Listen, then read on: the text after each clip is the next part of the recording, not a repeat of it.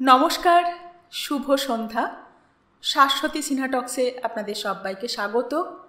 আপনারা শুনছেন সমরেশ বসুর অপরিচিত। আজ সপ্তম অধ্যায়। এই অধ্যায়ের নাম একটা শব্দ। গল্প পড়া এবং গল্প ভালো লাগলে চ্যানেলটি সাবস্ক্রাইব করে একটা লাইক দিয়ে পাশে থাকবেন এবং কেমন লাগছে কমেন্ট করে জানাবেন। শুরু করি। সুজিতের ঘুমন্তই মনে হলো কিসের একটা শব্দ তার কানে আসছে। গুড়িয়াটাঁড়ের আশ্রমের ঘরে এসে ছোলা ছড়িয়ে দিলে যেমন ময়ূরটা এসে ঠুকঠুক করে খেত, সেই রকম শব্দ। ভুজঙ্গভূষণের কথা ভাবতে ভাবতেই সে ঘুমিয়ে পড়েছিল। সে জানে এই বিশ্ব সংসারের সামনে দাঁড়িয়ে অনেক সত্যি কথা বলা যায় না, বললেও তাদের বিশ্বাস করানো যায় না। যেমন সুনিতার কথা। ভুজঙ্গভূষণের কথাও সে যতই ভাবছিল ততই তার মনটা যেন এক ব্যথিত অন্যমনস্কতায় ভরে উঠছিল। যতবারই সেই বড় বড় চোখ, লোমশ মুখখানি তার মনে পড়ছিল, ততবারই তার ভিতরে একটা হাসি উথলে উঠছিল। সে হাসিতে কোনো বিদ্রূপ বা ব্যঙ্গের ছাপ ছিল না, বরং একটা কষ্টের ছায়া পড়ছিল। তার মনে হচ্ছিল ভুজঙ্গভূষণ যেন একটা দুষ্টু দুর্ভাগা ছেলে, যার মা নেই, বাবা নেই, মাথার উপরে কেউ নেই যে একটু ভালোবাসবে, স্নেহ করবে। চারদিক থেকে সবাই তাড়া দিয়ে আসে কেবল শাসন করতে, অথচ সেই দুষ্টুটা অনেক স্বাদ, অনেক বাসনা পূরণ করবার জন্যে মাঝে মাঝে দুর্বিনীত হয়ে ওঠে। অথচ উনি এক সময়ে কত টাকা ঘেঁটেছেন, বন্ধুদের ষড়যন্ত্রে সর্বশান্ত হয়েছেন, কিন্তু এখনও একটু ভালো পানে ভোজনে বসনে থাকতে ভালোবাসেন। তার উপায় নেই, তাই খানিকটা উঞ্ছবৃত্তিও অবলম্বন করেছেন হয়তো। কারণ সারা জীবনের সব কিছু দেখে এখন যেন সমূহ নিয়ম কানুন, কথায় কথায় মানুষেরা যেসব সত্যের কথা বলে, সে সবের উপর ওর বিশ্বাস সম্ভবত একেবারে নষ্ট হয়ে গিয়েছে। জীবনে যিনি ঠকেছেন তার বিশ্বাস হারানোটা বিচিত্র নয়, কিন্তু জীবনে যারা কিছুই হারায়নি তারা অধিকাংশ যে আবার কোনো কিছুতেই বিশ্বাস করে না। যেমন শিবেন। ওর সঙ্গে কথা বলে ও যে ঠিক কিসে বিশ্বাসী তা বোঝাই যায় না। কেবল এইটুকু মনে হয় ও টাকাকে বিশ্বাস করে, টাকাকে খুব ভালোবাসে। সেটা আবার কেমন বিশ্বাস বা ভালোবাসা সুজিত বুঝতে পারে না, অথচ ও কি হারিয়েছে কে জানে। বাবার প্রতি ওর কি ভীষণ রাগ। খেতে বসে সুজিতকে এমনভাবে কথা বলছিল যেন ও নিজে একটা ভয়ঙ্কর পাজি নচ্ছার আর হৃদয়হীন শয়তান ছেলের বাপ। সুজিতের সন্দেহ এবং ভয় হচ্ছিল ভুজঙ্গভূষণকে ধরে শিবেন মারধর করে কিনা। টাকা নিয়েছেন তো কি হয়েছে, সুজিতের যদি থাকতো তবে ভুজঙ্গভূষণকে সে অনেক টাকা দিত। তাহলে উনি মুক্তিতে আনন্দ বোধ করতেন, আর মুক্তি পেলেই তো মানুষ সহজ হয়ে ওঠে। যার পাবার আশা আছে সে কখনো চুরি করে না। শিবেন তাকে নিজের মুখেই বলেছে ভুজঙ্গভূষণের এখনও সামান্য কিছু ব্যাংক অ্যাকাউন্ট আছে, কিন্তু 1 লাখ চেক সই করে উনি যাতে টাকা না পান, শিবেনেরও যাতে সই থাকে সে ব্যবস্থা করে নেওয়া হয়েছে।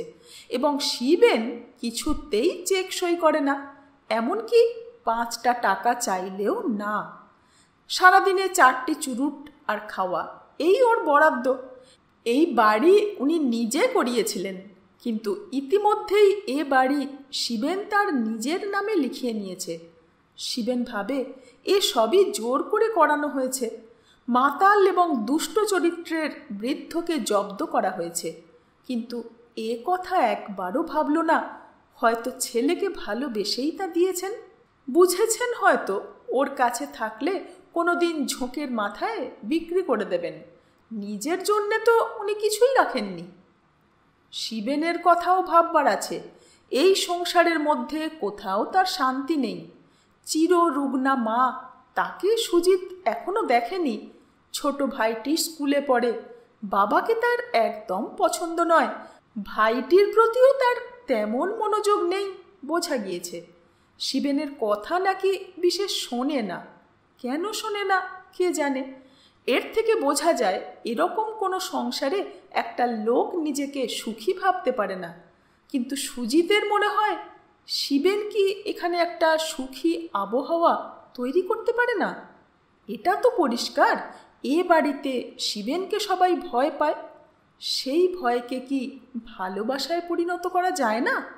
যাই হোক, ভুজঙ্গভূষণকে সুজিতের খুবই ভালো লেগেছে। টাকাটার জন্যে তার একটুও কষ্ট হয়নি। 100 টাকার নোট সে কখনো হাতে করেনি, নিজের হাতে জীবনে সে কখনো টাকা খরচ করেছে কিনা স্মরণ করতে পারে না। তবে 100টা টাকা যে অনেকগুলি টাকা এটা সে জানে, এবং একটা স্কেচ এঁকে দিলে যে কেউ 100 টাকা দিতে পারে তাও তার কাছে অকল্পিত ছিল। হয়তো টাকা সম্পর্কে তার কোনো কৌতূহল, আবেগ বা উত্তেজনা নেই বলেই ব্যাপারটা মোটেই দুঃখিত করেনি তাকে। শিবেন অবশ্যই বলেছে, টাকার মূল্য আপনি বোঝেন না, কারণ টাকা আপনাকে আয় করতে হয় না, জীবন ধারণের কোনো ধারণা আপনার আজও গড়ে ওঠেনি। হয়তো তাই, কিন্তু জীবন ধারণের কোনো ধারণাই কি সুজিতের নেই? ছেলেবেলা থেকে কি সে হিংসা ও নিষ্ঠুরতা বর্জিত একটি নিবিড় শান্তিপূর্ণ জীবনের স্বপ্ন দেখে আসেনি? যদিও এসব কথা শিবেনের সঙ্গে সে আলোচনা করেনি। তার সত্যি ঘুম পাচ্ছিল। শিবেন চলে যাবার পর শুয়ে শুয়ে সে অনেক কথা ভেবেছিল, এবং যতবারই ভুজঙ্গভূষণের টাকাটা নেবার আগে সেই ভয়চকিত চোখে বারে বারে শিবেনের দিকে তাকানো মুখখানি মনে পড়ছিল, ততবারই তার হাসি পাচ্ছিল। অথচ সেই হাসির মধ্যে একটি ব্যথার রেশ ঝঙ্কৃত হয়ে উঠছিল। শিবেন আরও বলেছিল, বাংলার লাট বাহাদুর, রাজা মহারাজা, মাছের ফ্রাই, সে সব নাকি সবই ভুজঙ্গভূষণের বানানো গল্প। শুনে সুজিতের হাসিটা আরও উচ্ছ্বসিত ও ব্যথাটা আরও তীব্র অনুভূত হয়েছে। কেন তা সে ব্যাখ্যা করতে পারে না। ইতিমধ্যে কখন সে ঘুমিয়ে পড়েছিল, এবং আশ্চর্য, একটু আগেই সে সুনিতাকে স্বপ্নে দেখতে দেখছিল হাওড়া স্টেশনের অনেক জনারণ্যের ভিড়ে সে নিজে চুপ করে দাঁড়িয়ে রয়েছে, আর সুনিতা উদ্বেগ ব্যাকুল চোখে তাকে খুঁজছে, তাকে ডাকছে, শুনুন, কোথায় গেলেন? শুনুন, আপনি কোথায় গেলেন? শুনুন। অথচ সুজিত নড়তে পারছে না, তার কণ্ঠে স্বর নেই, সে যেন একটা পাথরের মূর্তি। নিজেকে সে নড়াবার চেষ্টা করছে, চিৎকার করে সাড়া দিতে চাইছে, কিন্তু কিছুতেই পারছে না। এত কাছাকাছি, অথচ এই না পারার দুঃসহ কষ্টে তার চোখে প্রায় জল এসে পড়ার উপক্রম করছে, এবং এই কষ্টের মধ্যেই তার ঘুম ক্রমে পাতলা হয়ে আসছিল। তার মধ্যেই সে শুনতে পেল, আশ্রমের ঘরে ছোলা ছিটিয়ে দিলে ময়ূরটা এসে যেমন খুটখুট করে খেত, সেই রকম শব্দ হচ্ছে। আস্তে আস্তে সে চোখ মেলে চাইল। ঘরটা যেন ঈষৎ অন্ধকার মনে হলো তার। সেই ঈষৎ অন্ধকারের মধ্যেই একটি মুখ সে পরিষ্কার দেখতে পেল। একটি ছেলের মুখ, 15-16 বয়সের একটি ছেলের মুখ। রুক্ষ চুলের একটি গোছা তার কপালে পড়েছে যেন কালো একটি ছুরির ফলার মতো, প্রায় ভুরুর উপরে এসে পড়েছে। কালো দুটি চঞ্চল চোখের তারায় সুজিতকে দেখছে কৌতূহলিত হয়ে, অথচ যেন মোটেই কৌতূহল নেই, মুখে এমনি একটি নির্বিকার ভাবও বজায় রাখার চেষ্টা আছে। সুজিতকে দেখছে আর আপন মনে পকেট থেকে চিনে বাদাম বের করছে, ছুঁড়ে ছুঁড়ে মুখে ফেলছে এবং চিবোচ্ছে। সুজিত তাড়াতাড়ি উঠে বসল। যতটা অন্ধকার সে মনে করেছিল ঘরের মধ্যে ঠিক ততটা অন্ধকার নয়, তবে বাইরে সন্ধ্যা ঘনায়মান। উত্তরের বারোয়ারি উঠোনটা থেকে মেয়ে, পুরুষ এবং শিশুদের গলার স্বর ভেসে আসছে। সুজিত ছেলেটিকে কি বলবে ঠিক ভেবে পেল না। ছেলেটির আঁট প্যান্ট, পায়ের ওপর পা দিয়ে টেবিলে হেলান দিয়ে দাঁড়ানো, বুক খোলা জামা এবং সুজিতের দিকে নিষ্পলক চোখে তাকিয়ে থাকা সমস্ত ভঙ্গির মধ্যেই যেন একটি উদ্ধত অবিনীত ভাব ফুটে উঠেছে। সুনিতা স্বপ্ন আর এটা আশ্রম নয়, এটা সে নিশ্চিন্ত হয়েছে ইতিমধ্যেই। এটা শিবেনদের বাড়ির সেই দোতলা ঘর, এবং ছেলেটি কি শিবেনের সেই ছোট ভাই? যদিও ওর ভঙ্গিতে একটা ঔদ্ধত্যের ভাব আছে, কালো চোখ দুটি সত্যি মিষ্টি, চঞ্চল, দুষ্টুমিতে পরিপূর্ণ মনে হচ্ছে। কেবল যেন একটু ছায়া পড়া পুকুরের জলের মতো দেখাচ্ছে এখন, হাওয়া লাগলেই চলকে উঠবে। হঠাৎ প্রায় একটি যুবতীর মতো গলার স্বরে, খানিকটা কৌতূহল মিশ্রিত স্বরে ছেলেটি জিজ্ঞেস করল, আপনি সুজিত বাবু? বলেই খটখট করে আবার বাদাম চিবোতে লাগলো। সুজিত ঘাড় নেড়ে বলল, হ্যাঁ। বাদাম চিবোতে চিবোতেই পরবর্তী জিজ্ঞাসা, আপনি এখন এখানে থাকবেন? সুজিত ঘাড় নেড়ে সম্মতি জানালো। এক মুহূর্ত বাদাম চিবোনো বন্ধ। আবার চিবোতে চিবোতে তার পরবর্তী জিজ্ঞাসা, আপনি পাগলাগারদ থেকে এসেছেন?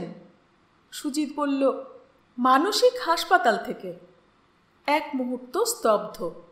হঠাৎ ঠোঁটের কোণ একটু উঁচকে উঠল ছেলেটির। বলল, বাবা আপনাকে আজ খুব ভোগা দিয়েছে না? সুজিত উচ্চারণ করল, ভোগা? হ্যাঁ, ভোগা জানেন না? গ্যাঁড়া যাকে বলে, গ্যাঁড়া মারা। সুজিত চোখ বড় বড় করে উচ্চারণ করল, গ্যাঁড়া মারা? ছেলেটি পরপর কয়েকটি বাদাম চিবিয়ে বলল, হাপিস মশাই, হাপিস বোঝেন তো? সুজিত বড় বড় চোখে ঘাড় নেড়ে জানালো, সে জানে না। ছেলেটি বলে উঠল, যা বাবা, এ যে কিছুই জানে না দেখছি। বলে সে কয়েকবার প্যান্টের দুই পকেটে হাত দিয়ে ঘাঁটল এবং দুটি পকেটই বাইরে টেনে বের করে ঝেড়ে ঝেড়ে আপন মনেই বলল, সব খতম, আর নেই। তারপর মাথাটা ঝেঁকে চুলগুলি কপাল থেকে সরাবার চেষ্টা করে বলল, বাবা আজ আপনার কাছ থেকে 100 টাকার নোট নিয়ে কেটে পড়েছে তো? সুজিত অনুমান ঠিকই করেছিল এ শিবেনের ভাই। সে বলল, কেটে পড়েছে মানে টাকাটা চেয়ে নিয়ে গেছেন, ওর দরকার বলে। দরকার? ছেলেটি ঠোঁট উল্টে হেসে সুজিতের দিকে যেন অবাক হয়ে তাকালো। কয়েক মুহূর্ত তাকিয়ে থেকে বলল, এতক্ষণে সব দরকার মিটে গেছে। কোথায় গিয়ে পড়ে আছে কে জানে, আমাকেই খুঁজতে যেতে হবে। সুজিত জিজ্ঞেস করল, তোমার নামই বুঝি দীপেন? হ্যাঁ, দীপেন রায়। একটু যেন গাম্ভীর্য আনার চেষ্টা করল সে, যেন 15-16 বছরটাকে সে 25-26-এ টেনে তুলতে চাইল। সুজিত বলল, তা দাঁড়িয়ে কেন, এসো বসো এখানে। খাটের পাশেই জায়গা নির্দেশ করে সুজিত তাকে ডাকল। দীপেন সুজিতের দিকে চোখ তুলে তাকালো, যেন খানিকটা অবাক হলো, এবং বসবে না বলে ঘাড় ফেরাতে গিয়েও হঠাৎ সুজিতের পাশে গিয়ে বসল। বসে পা দোলাতে দোলাতে সুজিতের দিকে তাকিয়ে বলল, বাবা অনেকগুলো টাকা নিয়ে গেছে আজ, কোথায় যে পড়ে থাকবে কে জানে। সুজিত বলল, তোমার বুঝি বাবার জন্য খুব ভয় করছে? ভয়? দীপেন একবার ঠোঁট ওল্টালো, তারপরে হঠাৎ একটু অন্যমনস্ক হয়ে পড়ল। বলল, মদ বেশি খেলে তো বাবার খুব কষ্ট হয়, চলতে পারে না, রাস্তায় পড়ে যায়। আমি তো বাবাকে খুঁজে খুঁজে নিয়ে আসি কি না। সুজিত বলল, কেন, শিবেনবাবু যেতে পারেন না? দীপেন চোখ বড় করে বলল, দাদা, আমি বাবাকে খুঁজতে গেলে আমার ওপরেই রাগ করে, ও আবার নিজে খুঁজতে যাবে? শালুক চিনেছে গোপাল ঠাকুর। সুজিত অবাক হয়ে বলল, মানে? কিসের মানে? ওই যে শালুক চিনেছে গোপাল ঠাকুর। দীপেন অবাক হলো, বলল, ওর আবার মানে কি?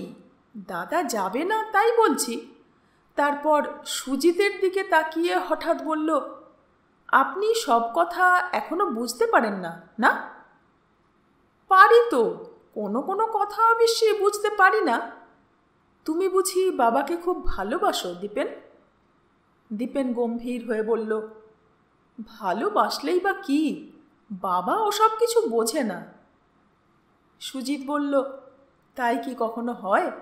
ভালোবাসা সবাই বোঝে। দীপেন তাকালো একবার সুজিতের দিকে, তারপর ঘন ঘন পা দোলাতে লাগলো। সুজিত জিজ্ঞেস করল, তুমি কোন ক্লাসে পড়ো? 10। ও, বেশ ভালোই তো। আমি একটা কথা বলছি তোমাকে, আমার তো কোনো কাজ নেই, তোমার বাবাকে যখন খুঁজতে যাবে আমাকে বলো, আমিও যাব, কেমন?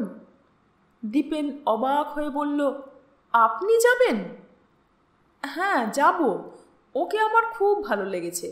আমার মনে হয় তোমার মতো আমিও ওকে ভালোবাসি। দীপেন কয়েক মুহূর্ত সুজিতের দিকে তাকিয়ে রইল। বলল, কিন্তু বাবাকে কেউ ভালোবাসে না। তুমি বাসো তা আমি জানি। দীপেন আবার তাকালো সুজিতের দিকে, তারপর বাইরের দিকে তাকিয়ে বলল, বাবাকে এ বাড়িতে কেউ বোঝে না, বাবা খুব দুঃখী। সুজিত দীপেনের কাঁধে হাত রেখে বলল, আমি তা জানি দীপেন। দীপেন যেন গভীর বিস্ময়ে সুজিতের চোখ থেকে চোখ সরাতে পারল না। সুজিত হাসল দীপেনের দিকে তাকিয়ে। দীপেনের মুখেও আস্তে আস্তে হাসি ফুটে উঠল। চোখে তার ঈষৎ লজ্জা নেমে এলো, কিন্তু একটি খুশি ও কৌতুক ছটা দেখা দিল। বলল, আপনি ভারী আশ্চর্য। সুজিত বলল, দীপেন, আমার চায়ের তেষ্টা পাচ্ছে, বিশুকে বললে দেবে? দীপেন লাফ দিয়ে বলে উঠল, দেবে বই কি, আমি বলে আসছি। সে ছুটে যেতে গিয়ে দরজার কাছে থমকে দাঁড়িয়ে বলল, আপনি আমাকে দীপু বলে ডাকবেন, ওইটা আমার ডাক নাম। বলে সে আবার ছুটে চলে গেল। সুজিত খুশি হয়ে হেসে উঠল। দীপেন ফিরে এলো একটু পরেই। বলল, চা নিয়ে আসছে, কিন্তু আপনি যদি আমার সঙ্গে বাবাকে খুঁজতে যান, দাদা তাহলে রাগ করবে না? সুজিত বলল, দাদা রাগ করবে কেন? আমি তো আমার ইচ্ছেই যাচ্ছি, না হয় বলেই যাব, তোমার দাদার তো অফিস থেকে আসার সময় হলো। দীপেন চোখ বড় করে বলল, দাদা কি এখন বাড়ি আসে নাকি? ও তো আসে রাত্রে। কেন? ছুটির পরে তো মিস্টার রায়চৌধুরীদের বাড়ি যায়, তার সঙ্গেই সেখানেই চা খায়, কাজকর্ম থাকলে মেটায়, তারপরে নির্ঘাত আজ সুনিতাদির ওখানে যাবে। সুনিতাদি? সুজিত অনুসন্ধিৎসু জিজ্ঞাসায় তাকালো দীপেনের দিকে। দীপেন বলল, হ্যাঁ, সুনিতাদি। দাদা তো এখন সুনিতাদিকে বিয়ে করার জন্য খুব খেপেছে। তাই নাকি? কে সুনিতাদি? দীপেন বলল, সে আপনি চেনেন না, সুনিতা নাগ, খুব সুন্দর দেখতে। সুজিত বলল, আমি বোধহয় চিনি। চেনেন? কোথায় থাকে বলুন তো? তা জানি না। দীপেন হেসে ফেলল, আপনার কথার কোনো মাথা মুন্ডু বুঝি না, আপনি সুনিতাদিকে চিনবেন কি করে? সুজিত হঠাৎ উঠে দাঁড়ালো। ওর গলা বন্ধ কোটের পকেট থেকে সুনিতার স্কেচটা বের করে দেখালো। বলল, দেখো তো, এই কি তোমার সুনিতাদি? স্কেচটা হাতে নিয়ে দীপেন প্রায় চেঁচিয়ে উঠল, হ্যাঁ, এই তো সুনিতাদির ছবি, কোথায় পেলেন? সুজিত বলল, আমি এঁকেছি। আপনি এঁকেছেন? কোথায় দেখলেন আপনি ওকে? সুজিত জানালো যে সে গতকাল রাত্রে ট্রেনে ওকে দেখেছে এবং আজ স্মৃতি থেকে দোলাদের বাড়িতে বসে এঁকেছে। কয়েক মুহূর্ত বিস্ময়ে ও অবিশ্বাসে কথাই বেরোলো না দীপেনের মুখ থেকে। তারপরে বলল, আপনি এটা মন থেকে এঁকেছেন? মানে আপনি তাহলে আঁকতে পারেন? পারি, কিন্তু ঠিক কী যে বলবে যেন স্থির করে উঠতে পারছে না দীপেন। কয়েক মুহূর্ত সুজিতের মুখের দিকে সে হাঁ করে তাকিয়ে রইল, তারপর আবার বলল, আপনার এতটা মনে ছিল সুনিতাদির মুখ যে শুধু মনে করেই এঁকে ফেললেন? সুজিত বলল, হ্যাঁ, তাই তো। কেন? আমার মুখটাও পরে মনে করে আঁকতে পারবেন? সুজিত একটু থমকালো। বলল, তা ঠিক বলতে পারি না, এক একটা মুখ আমার এত মনে থাকে যে আমি যখন খুশি আঁকতে পারি। দীপেন তেমনি হাঁ করে তাকিয়ে রইল। সুজিত বলল, কিন্তু তুমি যা বলছিলে তা তো বলা হলো না। তোমার দাদা সুনিতাকে বিয়ে করতে চান বলছিলে না? দীপেনের ঠোঁট বেঁকে উঠল, মাথা ঝাঁকিয়ে চুল সরাবার চেষ্টা করল। বলল, বিয়ে করতে চাইলেই তো আর সুনিতাদিকে বিয়ে করতে পারবে না, অনেক ব্যাপার আছে বলে দীপেন খুব গম্ভীর হয়ে উঠল। সুজিত বলল, তাই নাকি? দীপেন বলল, তাই বই কি, সুনিতাদি তো আমাকে নিজের মুখেই বলছিল এদের কাউকে আমার বিয়ে করতে ইচ্ছে করে না। সুজিত অবাক হয়ে বলল, এদের মানে আরও কেউ আছেন নাকি? নেই? দীপেন একেবারে চোখ কপালে তুলল। সুজিতের চোখের দিকে তাকিয়ে হঠাৎ একটু হেসে উঠল। বলল, ও, আপনি তো সব কথা জানেন না। সুনিতাদিকে বিয়ে করার জন্যে অনেকে রেষারেষি করছে। কুবের সিং, অরূপ দত্ত, রঞ্জন মল্লিক, এরা সবাই। সেই জন্যেই তো সুনিতাদিকে আমার খারাপ লাগে। কেন? এই যে সকলের সঙ্গেই সুনিতাদির ভাব, সকলের সঙ্গেই মিশবে, কথা বলবে, গাড়িতে করে বেড়াতে যাবে, পার্টিতে, ড্যান্সে, ডিনারে ছুটবে, এসব আমি দু চোখে দেখতে পারি না। সুজিত বলল, ও, তোমার সঙ্গে বুঝি সুনিতাদির ভাব আছে? দীপেনের মুখ গম্ভীর হয়ে উঠেছিল কথাগুলি বলতে বলতে। তার অন্তরের গভীরে যে একটা তীব্র ক্ষোভ আছে তা চোখে মুখে ফুটে উঠল। বলল, ভাব থাকলে কি হবে, আমার কথা তো শোনে না সুনিতাদি। কলকাতায় কি আর লোক নেই ওরা ছাড়া? ওদের সঙ্গে যে সুনিতাদি কেন মেশে? সুজিত বলে উঠল, ও, তুমি চাও খালি শিবেনবাবুর সঙ্গে যেন মেশে, না দাদার সঙ্গে? দীপেনের ঠোঁট আবার বেঁকে উঠল। ঠোঁট তার এমনিতেও যেন প্রায় সবসময় বেঁকেই থাকে, যেন এই বিশ্ব সংসারের প্রতি তার নিয়ত বিদ্রূপ আর বিতৃষ্ণা ঝরে পড়ছে। বলল, দাদা কি ওই অরূপ দত্ত, কুবের সিং, রঞ্জনদের চেয়ে ভালো নাকি? আপনি জানেন না, দাদা তো আগে ভেবেছিল বীরেন রায়চৌধুরীর মেয়ে দোলাকে বিয়ে করবে। সেখান থেকে ধাক্কা খেয়ে আরও অনেক জায়গায় চেষ্টা করেছে, সুবিধে করতে পারেনি। মুহূর্তে সুজিতের চোখের সামনে দোলা আর শিবেনের ব্যবহারটা মনে পড়ে গেল, আর সমস্ত কুয়াশা কেটে গিয়ে বিষয়টা পরিষ্কার হয়ে গেল। দীপেন আবার বলল, আসলে দাদা কি চায় জানেন তো? টাকা। যেখানে বিয়ে করলে অনেক টাকা পাওয়া যাবে সেখানেই দাদা বিয়ে করবে। দীপেনের মুখ থেকে এবংবিধ কথা শুনতে সংকোচ ও লজ্জা হচ্ছিল সুজিতের, কিন্তু সে জানে দীপেন একটা পরিবেশের মধ্যে থেকে এসব জেনেছে, শিখেছে এবং বলতেও অভ্যস্ত হয়েছে। সহসা তাকে পরিবর্তন করা যায় না। সে বলল, কিন্তু সুনিতাদির কি মেলাই টাকা আছে? দীপেন বলল, আগে ছিল না, কিন্তু এখন তো সুনিতাদি অনেক টাকা পাবে। ওই যে প্রিয়নাথ দাস বলে লোকটা আছে, যার কাছে সুনিতাদি ছিল, সে অনেক টাকা দেবে সুনিতাদিকে, প্রায় 1,00,000 টাকার মতো। কেন? দীপেন যেন একটু থতিয়ে গেল, হঠাৎ কোনো জবাব দিতে পারল না। মুখখানি তার শুকিয়ে কালো হয়ে উঠল। ভ্রু কুঁচকে, ঠোঁট বেঁকিয়ে, হাত নেড়ে বলল, কি জানি, কেন টাকা দেবে তা জানি না, তবে দেবে শুনেছি। অথচ সুনিতাদি লোকটাকে এত ঘেন্না করে বলবার নয়। কাকে? ওই প্রিয়নাথ দাসটাকে। সুনিতাদির বাবা যে কেন মরবার সময় ওই লোকটার হাতে সুনিতাদিকে দিয়ে গেছিল বুঝতে পারি না। একটু থেমে দীপেন যেন খানিকটা আত্মগতভাবেই ফুঁসে উঠল, একটা শয়তান, ওর জন্যই সুনিতাদির এত দুর্নাম, আর এখন সুনিতাদিকে ভাগিয়ে তাড়াতাড়ি বিয়ে করবে বলে টাকাটা দিতে চাইছে। গত রাত্রের ট্রেনের কথাগুলি সুজিতের মনে পড়ে গেল। জিজ্ঞেস করল, তোমার সুনিতাদি প্রিয়নাথ দাসকে বিয়ে করবে ভেবেছিল বুঝি? স্ফুরিত ঘৃণায় অদ্ভুত দেখালো দীপেনের মুখ। তীব্র ক্ষোভে উচ্চারণ করল, ওই লোকটাকে সুনিতাদি গাড়ল বলে। সুজিত কয়েক মুহূর্ত দীপেনের ঘৃণা প্রজ্বলিত মুখের দিকে তাকিয়ে রইল। এই সময়ে বিশু চা দিয়ে গেল। সুজিত চা খেতে খেতে আবার কথা না বলে পারল না।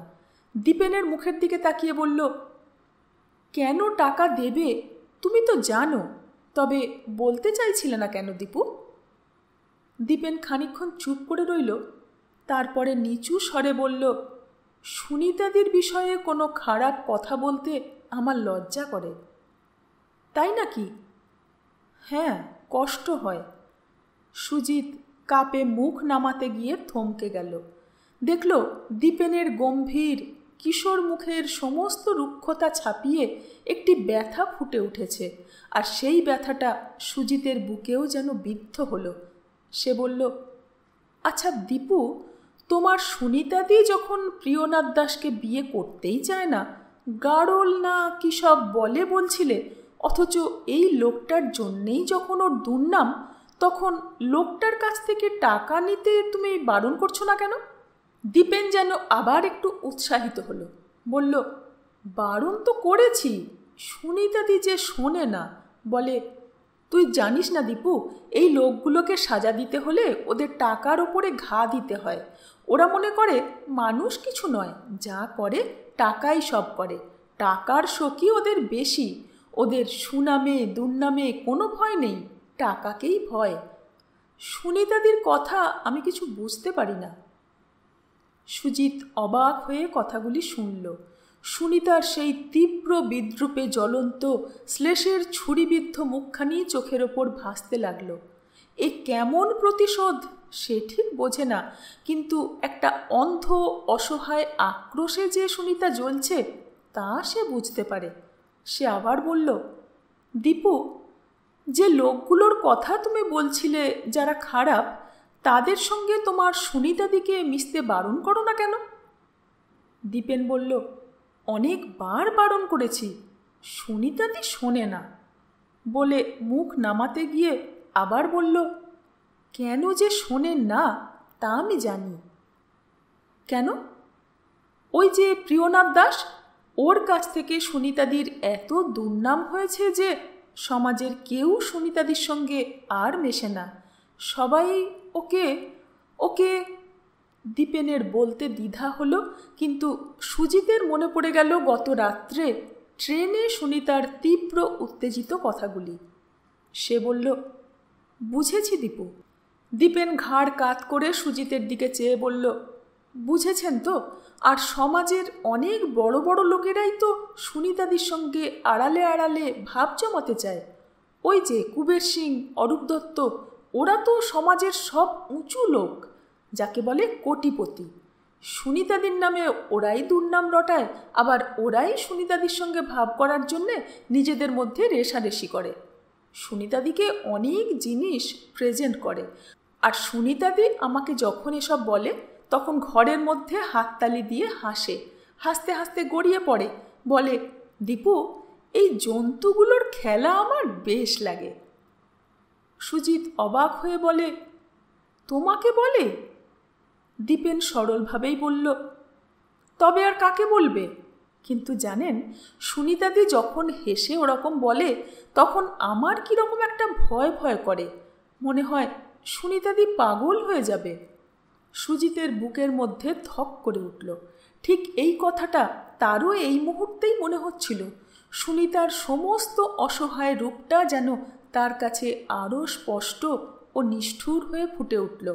সুনিতা সকলের মুখের ওপর তীব্র হেসে যতই বিদ্রূপ করুক, সুজিত দেখতে পাচ্ছে সুনিতার সর্বাঙ্গে শিকলের বেষ্টনী, তার কড়া ধরে সবাই টানাটানি করছে, এক দুঃসহ শ্বাসরুদ্ধ অন্ধকারে টেনে নিয়ে যেতে চাইছে। স্টেশনে বিদায় মুহূর্তের সেই বিস্ময়চকিত ব্যাকুল চোখ দুটি আবার দেখতে পেল সুজিত, শুনতে পেল, শুনুন। যেন ডাক শুনেই সুজিত হঠাৎ বাইরের দিকে ফিরে তাকালো। বাইরে তখন অন্ধকার নেমে এসেছে, ঘরের অন্ধকার আরও ভারী। দীপেন তাড়াতাড়ি দেওয়ালের দিকে সরে গিয়ে আলোর সুইচটা টিপে দিল। ঘর আলোকিত হয়ে উঠল। সুজিত ফিরে তাকালো দীপেনের দিকে, দীপেনও তাকিয়েছিল তার দিকে। জিজ্ঞেস করল, কি ভাবছেন আপনি? সুজিত বলল, তোমার সুনিতাদি বড় দুঃখী দীপু। দীপেন অবাক হয়ে বলল, আপনি বুঝতে পারেন? পারি। দীপেন হঠাৎ উত্তেজিত অথচ করুণ সুরে বলে উঠল, উফ, একদিন সুনিতাদি এত কেঁদেছিল আমার সামনে, আমার ভয় হয়েছিল সেই কান্না দেখে। কেন যে কেঁদেছিল কিছুই জানি না, খালি বারবার বলেছিল, কেন যে জন্মেছিলাম এ সংসারে, কেন যে জন্মেছিলাম। বলতে বলতে দীপেনের চোখ দুটি আরক্ত হয়ে উঠল, গলার স্বর নিচু হয়ে গেল। অনেকক্ষণ কোনো কথা বলল না কেউ। টেবিলের ওপরে রাখা সুনিতার স্কেচটার দিকে সুজিত অপলক চোখে তাকিয়ে রইল। দীপেন সহসা দরজার দিকে যেতে যেতে বলল, আমি মাকে একটিবার দেখে আসি, আপনি বসুন। সুজিত আস্তে আস্তে সুনিতার ছবিটার সামনে এসে দাঁড়ালো। মনে মনে বলল, আশ্চর্য, এর সঙ্গে আমার জীবনের কোথাও কোনো যোগাযোগ নেই, তবু এর কথা আমি ভুলতে পারছি না। আবার দীপেন এলো, বলল, জানেন, আজ আমার পড়তে বসতে একদম ইচ্ছে করছে না, মনে হচ্ছে খালি আপনার সঙ্গে কথা বলি। সুজিত বলল, তোমার ক্ষতি হবে না তো? একদিন না পড়লে আর কি ক্ষতি হবে? তাহলে বেশ তো, এসো গল্প করি, কিন্তু বাবাকে খুঁজতে যাবে না? দীপেন বলল, দাঁড়ান, এখনই গেলে হবে না, আর একটু রাত হোক, তখন বাবাকে ঠিক ধরে নিয়ে আসা যাবে। এখন গেলে বকবে, ধমকাবে, হাত পা ছুঁড়বে। বাবার যখন আর গায়ে একদম শক্তি থাকবে না, তখন ধরে নিয়ে আসবো। তার আগে সব হোটেলগুলোতে ফোন করে জেনে নেব বাবা ঠিক কোথায় আছে। সবাই তো চেনে বাবাকে। তাই বুঝি? দীপেন গিয়ে খাটে বসে পা দোলাতে লাগলো। তারপরে হঠাৎ বলল, ও, রঞ্জনের কথাই তো বলিনি। কে রঞ্জন? রঞ্জন মল্লিক, দাদার সঙ্গে একসময় বন্ধুত্ব ছিল, সেও তো সুনিতাদের জন্য পাগল। রঞ্জন কিন্তু খুব সাংঘাতিক ছেলে, জানেন? তাই নাকি? সে কে? খুব বড় লোকের ছেলে, কিন্তু সাংঘাতিক গুন্ডা। ছেলেবেলা থেকে বখাটে হয়ে গেছিল কি না। ও যা সব গাড়িতে চেপে বেড়ায় না, দারুণ বড় বড় গাড়ি। সবাই বলে ও নাকি খুনও করতে পারে। ওকে ভয় পায় না এমন লোক কলকাতায় নেই। বলো কি? হ্যাঁ, ও পুলিশ টুলিশ কাউকে কেয়ার করে না, একেবারে শাহেনশা যাকে বলে। চেহারাটাও দারুণ। গুন্ডার মতো না, দেখতে বেশ ভালোই, কিন্তু চোখগুলো এমন যে তাকানো যায় না। ওর সঙ্গে নাকি সব সময় রিভলভার থাকে।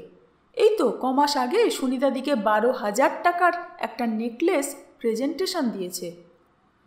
তোমার সুনিতাদি নিলেন? নেয়া নেইর কি আছে? রঞ্জন এলো, ঘরে ঢুকে নেকলেসটা রেখে বলল, উপহার দিয়ে গেলাম। ব্যাস? হ্যাঁ, বেশি কথা বলে না। আর রঞ্জন থাকতে সুনিতাদিকে বোধহয় কেউ কোনো দিন বিয়ে করতে পারবে না। কৌতূহলের পর কৌতূহল বেড়েই চলল সুজিতের।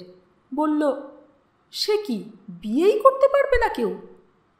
দীপেন দৃঢ়ভাবে মাথা নেড়ে বলল, না, ও যে বলেছে আমি বেঁচে থাকতে সুনিতাকে কেউ বিয়ে করতে পারবে না। যদি তোমার সুনিতাদি না করেন? সেখানেই তো জব্দ। ও বোধহয় পৃথিবীতে একমাত্র সুনিতাদিকেই কেয়ার করে। ও বলে, সুনিতা নাগ যদি ওর বাড়িতে আমাকে কুকুরের মতো রাখে, আমি তাও থাকব। সারা জীবন আমি তার চাকরের মতো থাকব। আমাকে যা হুকুম করবে আমি তাই মানব। সুজিত সহসা কোনো কথা বলতে পারল না। রঞ্জনের কথাগুলি তাকে চমকে দিল, স্তব্ধ করে দিল। এতক্ষণ ধরে যতগুলি লোকের কথা সে শুনেছে, কারুর কথাই এমন বিস্ময়কর, চমকপ্রদ মনে হয়নি। কারুর কথার মধ্যেই যেন ঠিক এই সুরটা বাজেনি। সে জিজ্ঞেস করল, রঞ্জনের এসব কথা তুমি জানলে কেমন করে দীপু? দীপেন বলল, সবাই তো জানে এসব কথা। আর সত্যি কথা বলতে কি, এই রঞ্জনের ভয়েই অনেকে সুনিতাদির কাছে ঘেঁষে না। ওর সব মারাত্মক দলবল আছে, কিন্তু সুনিতাদি তো ওকে একদম ভয় পায় না। ওই বরং সুনিতাদিকে ভয় পায়। ভয় পায়?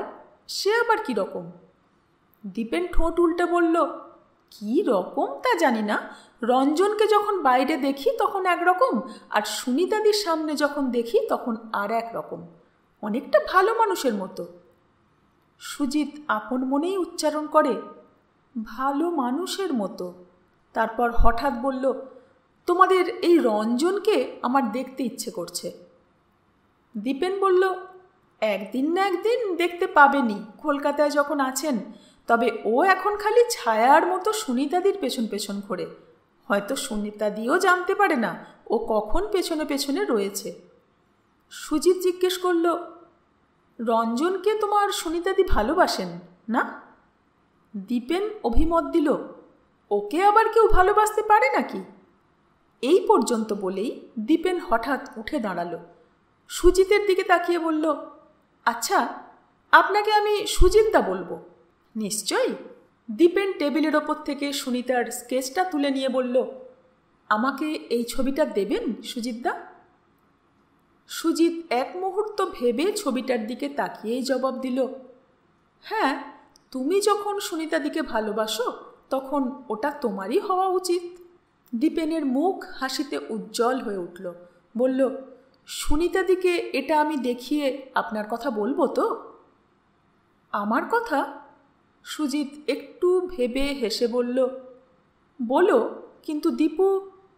কথাটা শেষ হলো না, কলিং বেলের শব্দ শোনা গেল। দীপেনের প্রথমে ভ্রু কুঁচকে উঠল, বলল, দাদা এসে পড়ল নাকি এর মধ্যে? পর মুহূর্তেই শঙ্কা ফুটে উঠল তার মুখে। বলল, বাবার কোনো অ্যাক্সিডেন্টের খবর টবর আসেনি তো? বলেই সে ছুট দিল। তার পিছনে পিছনে সুজিতও এগিয়ে গেল। বারান্দা দিয়ে এগিয়ে উত্তর দিকে বাঁক নিয়ে সে দেখল দীপেন সিঁড়ির ওপরেই দাঁড়িয়ে আছে, দৃষ্টি তার নিচের দিকে। সুজিত সিঁড়ির কাছে এগিয়ে যাবার আগেই শুনতে পেল ভুজঙ্গভূষণের গলা। উনি সিঁড়ি দিয়ে উঠতে উঠতে বলছিলেন, বড়রায় নেই? খুব ভালো কথা। এখন সে আমার সামনে থাকলে অনেক সত্যি কথা তাকে শুনতে হতো, কারণ এখন আমি আর তাকে ভয় পাই না। আর দীপুরায় কোথায়? আমার 14 পুরুষের শাসক মহাশয়, ভুজঙ্গভূষণের বাপ। বলতে বলতে সিঁড়ির উচ্চতম ধাপে উঠেই প্রায় দীপেনের মুখোমুখি দাঁড়িয়ে পড়লেন পিছনে চাকর বিশু। ভুজঙ্গ বললেন, কে? দীপু। অমন চোখ খাবলার মতন তাকিয়ে আছিস কেন? তোকে খুঁজতে যেতে হয়নি, আজ তো আমি অনেক তাড়াতাড়ি ফিরেছি বাপু। দীপেন এক পাও সরল না, পাথরের মূর্তির মতো দাঁড়িয়ে রইল। ভুজঙ্গভূষণ টলছিলেন, চোখ তার আধবোজা। তিনি দীপেনের বুকের ওপর একটা হাত রেখে বললেন, সর, আমাকে যেতে দে। দীপেন তৎক্ষণাৎ বুকের ওপর থেকে বাবার হাতটা ঝটকা দিয়ে সরিয়ে দিল, দিয়ে সরে দাঁড়ালো। ভুজঙ্গভূষণের মাথাটা ঝুলে পড়ল। বললেন, রাগ করেছিস? ওই যে সেই ছেলেটার টাকা নিয়ে গেছি বলে না? কিন্তু আমি সব টাকা খরচ করিনি, সত্যি বলছি। এমনকি অনেক খেয়ে রাস্তায় পড়েও থাকিনি।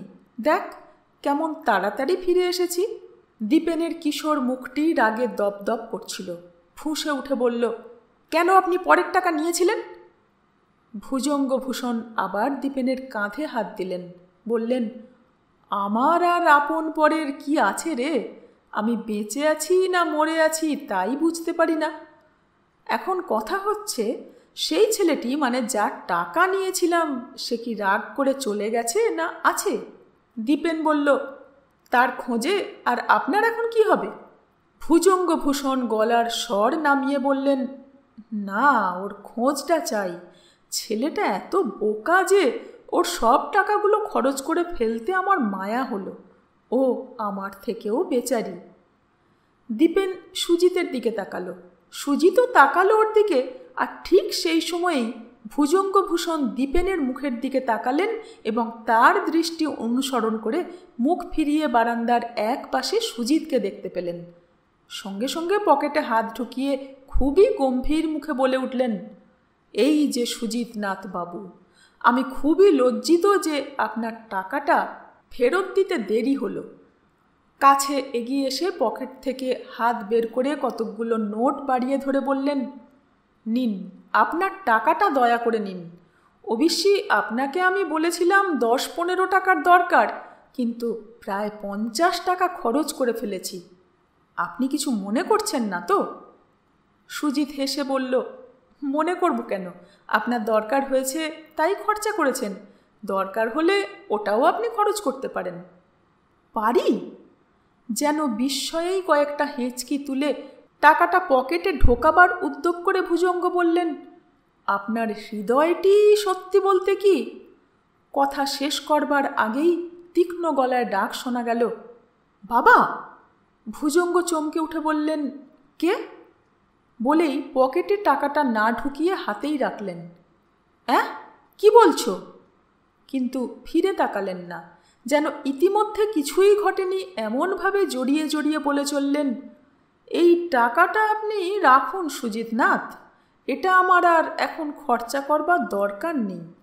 পরে দরকার হলে ভেবে দেখা যাবে, কিন্তু কথা হচ্ছিল আপনার হৃদয় নিয়ে। আপনার হৃদয়টি সত্যি বলতে কি অনেক নির্বোধের মতো সুন্দর এবং উদার। আজকাল সব এত চালাক হয়ে গেছে, অনেকটা ছুঁচোর মতো, বুঝলেন না? তাদেরকে আমি দুচক্ষে দেখতে পারি না, কিন্তু আপনি... কথা অতিরিক্ত জড়িয়ে যেতে লাগলো ভুজঙ্গভূষণের। মাঝে মাঝে টলে উঠলেন, তবু থামলেন না, বলেই চললেন, আপনি দানবীর। এই প্রসঙ্গেই আমার মনে পড়ছে, আমার এক জমিদার বন্ধু... দীপেন বাধা দিয়ে বলে উঠল, আবার আপনি এসব গালগল্প আরম্ভ করেছেন? বলে সে ভুজঙ্গভূষণের হাত থেকে টাকাগুলি নিয়ে বলল, আপনি একবার মায়ের কাছে যান না, এবেলা তো একবারও যাননি। হঠাৎ যেন সম্বিত ফিরে পেয়ে বললেন, ও হ্যাঁ, ঠিক বলেছিস, সুনয়নীকে একবারও এবেলা দেখিনি, একবার দেখে আসি। কিন্তু তুই যে ভাবছিস দীপু আমি মিছে গাল গল্প বলি, তা মোটেই নয়। বলে তিনি বাড়ির ভেতর দিকে যেতে গিয়ে ফিরে আবার বললেন, সুজিতনাথ বাবু, আপনিও আসতে পারেন আমার সঙ্গে, গৃহকর্ত্রীকে একবার দেখে যেতে পারেন। তিনি আপনার সঙ্গে আলাপ করতে পারবেন না, কারণ তিনি অসুস্থ, পক্ষাঘাতগ্রস্ত, পঙ্গু যাকে বলে। এই দীপুর জন্মের পর থেকেই, আর আমার অবস্থার অবনতির সময় থেকে তিনি একেবারেই যাকে বলে জীবন্তে মৃত। আপনাকে দেখলে আমার স্ত্রী সুখীই হবেন। সুজিত দীপেনের দিকে তাকালো জিজ্ঞাসু চোখে। দীপেন বলল, যান, মাকে দেখে আসুন। বলে সুজিতের হাতে টাকাগুলি গুঁজে দিল।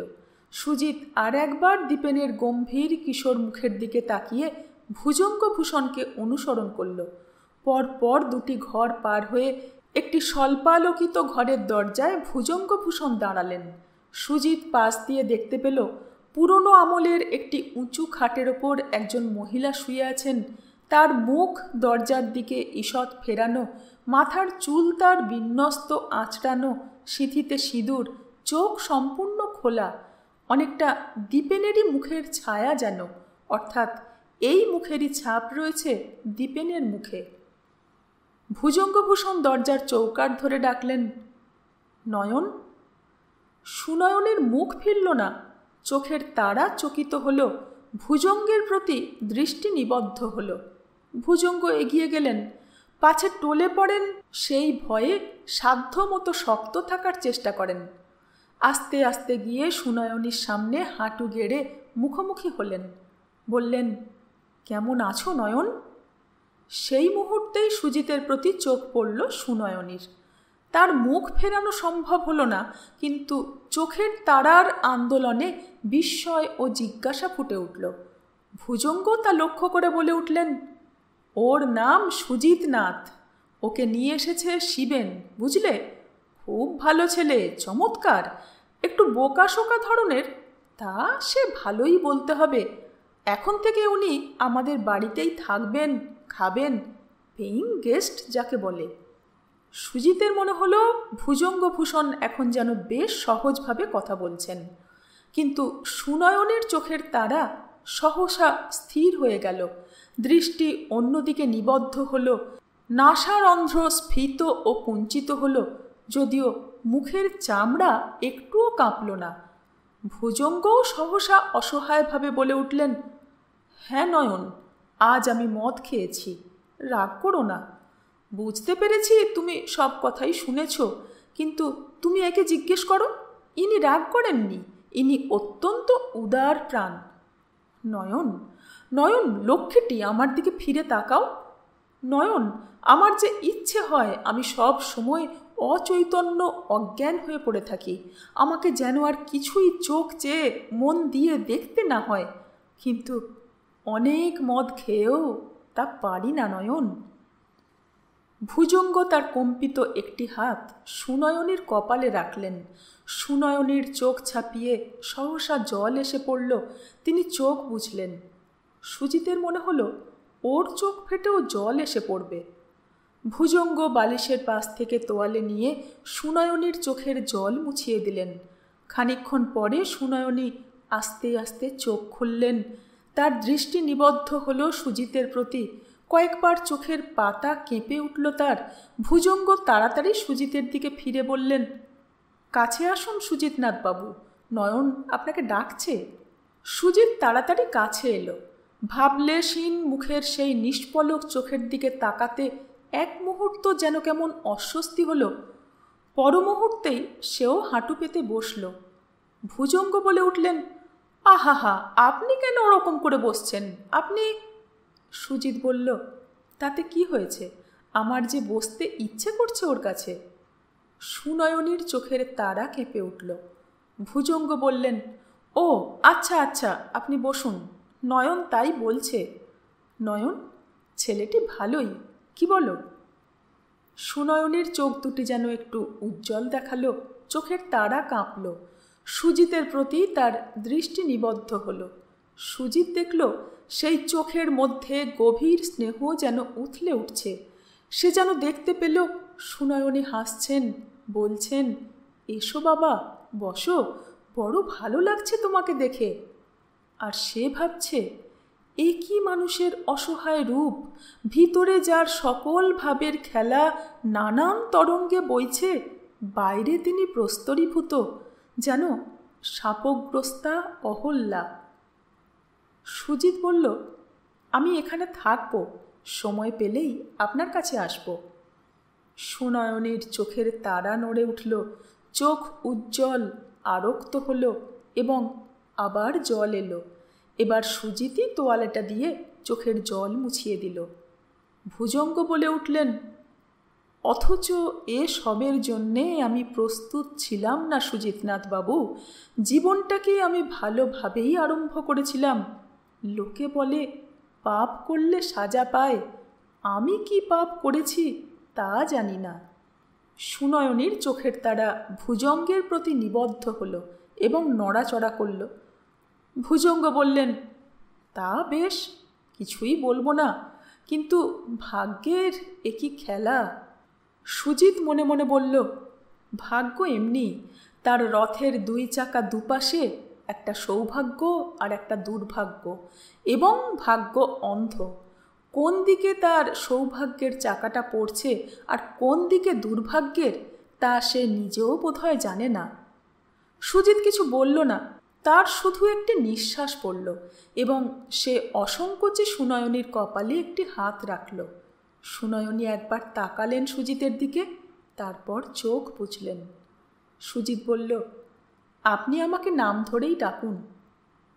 ভুজঙ্গ বললেন, সেটা আমার মনে হচ্ছে বটে, তোমাকে আপনি করে বলার কোনো মানেই হয় না। যাই হোক, যা বলছিলাম, আমি দেখলাম নয়ন তোমাকে খুবই ভালোভাবে নিয়েছে। মানে কি বলবো, ওর ছেলের মতোই। তোমার মতো একটা হাবাগোবা লোকের মধ্যে আমি দেখছি একটা বেশ প্রাণের ব্যাপার আছে। আমি খুবই খুশি হয়েছি তোমার ব্যবহারে। সুজিত বলে উঠল, আমি বলছিলাম কি, এই টাকাগুলো আপনি রাখুন, তবে বেশি মদ খাবেন না। ভুজঙ্গ যেন চমকে উঠে বললেন, মানে তুমি কি বলতে চাও? তোমার টাকার জন্যেই আমি? না না, আপনার দরকার, তাই আমি বলছিলাম। ভুজঙ্গ হঠাৎ ফিসফিস করে বললেন, দীপুকে বলবে না তো? সুজিত বলল, ও জিজ্ঞেস করলে আমি বলবো অবশ্যই। ভুজঙ্গ দুহাত পিছনে সরে গিয়ে ভ্রু জোড়া কুঁচকে বললেন, তার মানে? তার মানে আমি আবার মিছে কথা বলতে পারি নাকি না? মিছে কথা বলতে পারো না? আজ্ঞে না, মিছে কথা বলতে গেলেই আমার বুক ধড়ফড় করে, মনে হয় অজ্ঞান হয়ে যাব। ভুজঙ্গ নির্বাক বিস্ময়ে এক মুহূর্ত তাকিয়ে থেকে হা হা করে হেসে উঠলেন। বললেন, তার মানে তুমি একটা ব্রিলিয়ান্ট কাওয়ার্ড, ভীরু। মিছে কথা বলতে গেলে বুক ধড়ফড়িয়ে অজ্ঞান হয়ে যাবে? আজ্ঞে হ্যাঁ, আমার সেই রকমই মনে হয়। ছেলেবেলায় দু একবার চেষ্টা করেছি কি না, তাইতেই বুঝতে পেরেছি। তার উপরে আমার নার্ভ খুব খারাপ। মিছে কথা বলবার আগের থেকেই আমার ঘাম হতে থাকে। তবে আমি দীপুকে বললেও তাকে ভালো করে বুঝিয়ে বলবো, যাতে সে আপনার ওপর রাগ না করে। ভুজঙ্গ একবার দরজা দিয়ে বাইরের দিকে তাকালেন, তারপর সুজিতের হাত থেকে টাকাগুলো টেনে নিয়েই কোমরের কষিতে গুঁজে বলতে আরম্ভ করলেন, হ্যাঁ, তোমাকে যা বলছিলাম। এমন সময় আবার কলিং বেল বেজে উঠল। ভুজঙ্গ থমকে বলে উঠলেন, বড় রায়, এ আর দেখতে হবে না। আমি গিয়ে শুয়ে পড়ছি, তুমি বাইরের ঘরে চলে যাও। খবরদার, টাকার কথা যেন বলো না। বলেই তাড়াতাড়ি বেরিয়ে গেলেন। সুজিত হেসে বাইরের ঘরের দিকে গেল। 7ম অধ্যায় আজ এইটুকুই। সঙ্গে থাকবেন। ধন্যবাদ।